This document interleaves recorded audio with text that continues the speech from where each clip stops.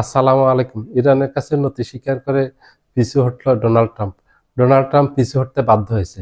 এই Donald Trump খুব আগ্রহ সহকারে এই যুদ্ধটা বাঁধিয়ে দিয়েছিল। ইরান বারবার চেয়েছিল আলোচনার মাধ্যমে সমস্যার সমাধান হোক। যখন আলোচনা চলতেছিল ঠিক আলোচনার মাঝে ডোনাল্ড ট্রাম্প ইরানকে আক্রমণ করে বসলো। তখন খুব দ্রুত গতিতে ইরানও পাল্টা আক্রমণ করছে এবং কঠোর জবাব দিয়েছে, খুব কঠিন ভাবে ইরান পাল্টা জবাব দিয়েছে, যেটা বিস্মিত করেছে ডোনাল্ড ট্রাম্পকে। আজকে 4 সপ্তাহে যুদ্ধ চলতেছে। 4 সপ্তাহের এই যুদ্ধে আমেরিকার মতো সুপার পাওয়ারের সাথে সমান তালে লড়ে যাচ্ছে ইরান। ইরানকে যৌথভাবে আক্রমণ করছে ইসরায়েল এবং আমেরিকা। পৃথিবীর সবচেয়ে আধুনিক অস্ত্র হলো দুইটা দেশের কাছে।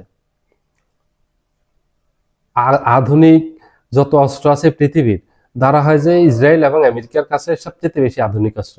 তো আধুনিক অস্ত্র ক্ষমতা সম্পন্ন এই দুইটা দেশকে সমানতালে লড়ে যাওয়ার একটা চারটাখানি কথা না। আজকে 4 সপ্তাহ এই যুদ্ধ চলতেছে এবং ডোনাল্ড ট্রাম্প একরকম হেরে এখান থেকে বিদায় নিচ্ছে। আজকে ডোনাল্ড ট্রাম্প ঘোষণা দিয়েছে যে আগামী 5 দিনের জন্য ইরানে আক্রমণ বন্ধ থাকবে। যে এটার কারণ হিসেবে দেখিয়েছে যে গত 2 দিন থেকে ইরানের সাথে গোপনে আলোচনা চলতেছে, আলোচনা ফলপ্রসূ হয়েছে। এই জন্য এখন আলোচনা চলাকালীন সময় হামলা বন্ধ থাকবে।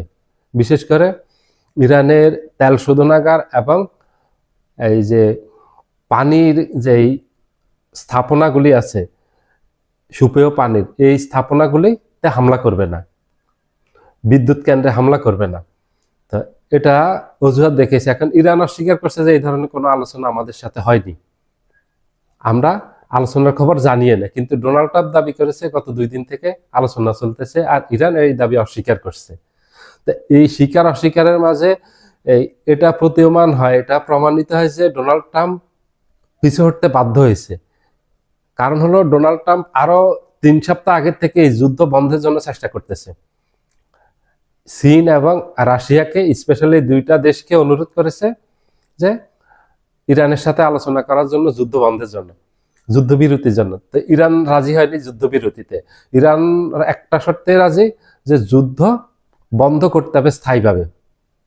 তার আগ পর্যন্ত ইরান রাজি হবে না, ইরান যুদ্ধ চালিয়ে যাবে। কারণ ইরানের উপর বারবার আক্রমণ করবে আমেরিকা। যুদ্ধবিরতির অর্থ হলো যে কোনো সময় আবার যুদ্ধ করবে। তো ইরান এটা রাজি না। হয় যুদ্ধ চলতে থাকবে, আর না হলে যুদ্ধ বন্ধ হবে, মাঝখানে আর কোনো পথ নেই। এবং ইরানের আরেক শর্ত ছিল,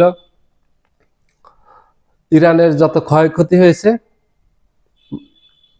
আমেরিকাকে, ইরানকে ক্ষতিপূরণ দিতে হবে এবং মধ্যপ্রাচ্য থেকে আমেরিকার সকল ঘাঁটি প্রত্যাহার করতে হবে। ইরানের এই কয়েকটা দাবি ছিল, যদি এগুলি মানে তাহলে ইরান যুদ্ধ বন্ধে রাজি হবে, আর নাহলে যুদ্ধ বন্ধেও রাজি না, ইরান এই যুদ্ধ কন্টিনিউ করবে। তো এখন ডোনাল্ড ট্রাম্প পড়ছে মাইন ক্যাসিফায়, পাদে পড়ছে, কঠিন পাদে। যুদ্ধ শুরু করে এখন যুদ্ধ বন্ধ করতে পারতেছে না, কারণ যুদ্ধ না বন্ধ করলে ডোনাল্ড ট্রাম্পের উপর চাপ প্রতিদিন বাড়তেছে। এই যে তেলের দাম বেড়ে যাচ্ছে হরমুজ প্রণালী বন্ধ হওয়াতে, প্রতিদিনই তেল বাড়তেছে, তেলের সংকট দেখা দিচ্ছে বিশ্বব্যাপী। কারণ এই রুটটা পুরোই বন্ধ হয়ে গেছে। ইরান এই রুটটাকে পুরো বন্ধ করে দিয়েছে একেবারে যুদ্ধের প্রথম দিন থেকে।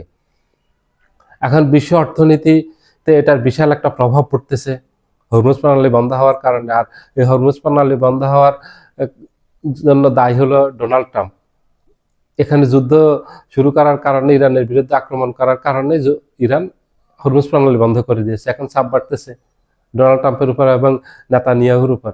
এই চাপ সামাল দেবে তখনই যখন যুদ্ধ বন্ধ হবে, আর নাহলে এই চাপ সামাল দিতে পারবে না আমেরিকা, ডোনাল্ড ট্রাম্প, নেতানিয়াহু, ইউরোপে। এটা এই যুদ্ধের লাগাম ধরতে পারবে না। এই যুদ্ধ বিশাল ক্ষতি হবে এই পুরো বিশ্বের, যেটা অলরেডি পুরো বিশ্ব ক্ষতিগ্রস্ত হয়েছে অর্থনৈতিকভাবে এই যুদ্ধের কারণে। এবং এটা হলো পুরোপুরি দায়ী হলো ডোনাল্ড ট্রাম্প এবং নেতানিয়াহু।